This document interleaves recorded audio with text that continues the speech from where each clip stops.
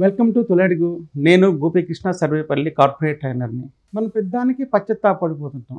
కానీ జీవితంలో ఎందుకు ఫెయిల్ అవుతాము అంటే మనకు టూ మచ్ గిల్ట్, రిగ్రెట్ ఉన్నందువల్ల చాలా బాధపడుతూ ఉంటాం. దీనికి భారతీయ తత్వశాస్త్రంలో 4 అద్భుతమైన పరిష్కారాలు ఉన్నాయి. మొదటిది, ఏది ఎలా జరగాలనుందో అలాగే జరుగు తీరుతుంది.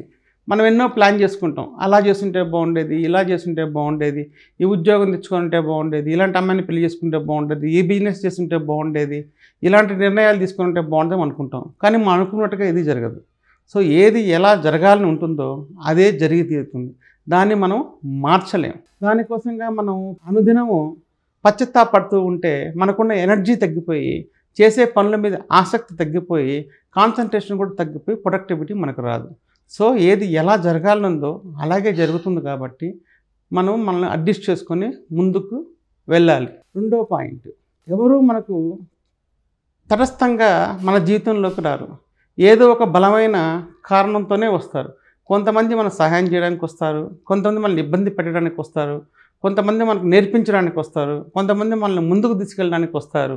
రకరకాలుగా మనుషులు వస్తారు. అది కూడా ఒక యాక్చువల్గా కడవరోళ్ళు ఒక పర్పస్తోనే వస్తారు, ఒక రీజన్తోనే వస్తారు. అది కొంతమంది మనతో కలకాలం ఉంటారు, కొంతమంది మధ్యలోనే నిష్క్రమిస్తారు. 3, అయ్యింది ఏదో అయ్యింది, అంతా మన మంచిగా జరిగింది అనే ధోరణిలో మన కర్మ సిద్ధాంతం నడుస్తుంది. దీన్ని మనం ఆవలింపు చేసుకుంటే మనకి ఇంకా పాజిటివ్ ఎనర్జీతో ఇంకా మనం జీవితంలోకి ఎంతో ముందుకు వెళ్తాం. పలానా సమయంలో పలానా పని చేస్తుంటే బాగుండేది అని మనం ప్లాన్ చేసుకున్నట్టుగా ఏదీ జరగదు. అలా జరిగేది కొద్ది మందికి మాత్రమే. అందుకని ఎలా జరుగుతున్నా, ఏది జరుగుతున్నా మనం అన్నీ మన మంచికైన దృక్పథంతోనూ, ఒక పాజిటివ్ ఎనర్జీతోనూ ఫోకస్డ్గా కానీ ముందుకు నడుస్తూ ఉంటే మన జీవితంలో విజయాలు అవ్వచ్చు, ప్రొడక్టివిటీ అవ్వచ్చు, రిలేషన్షిప్స్ అవ్వచ్చు, అన్నీ కూడా చాలా బాగుంటాయి. 4, గతం అయిపోయింది. భవిష్యత్తు గురించి ప్రణాళికలు వేసుకోవాలి. నెక్స్ట్ 20 ఇయర్స్లో మనకు వచ్చే బాధ్యతలు ఏంటి, ప్రధాన బాధ్యతలు ఏంటి, ఆ బాధ్యతల కోసం నేను ఎలా ప్రిపేర్ అవుతున్నాను అనేది చాలా ఇంపార్టెంట్. మనం అందరం ఏంటంటే గతంలో జీవించడానికి ఎక్కువ మంది ఇష్టపడతాం.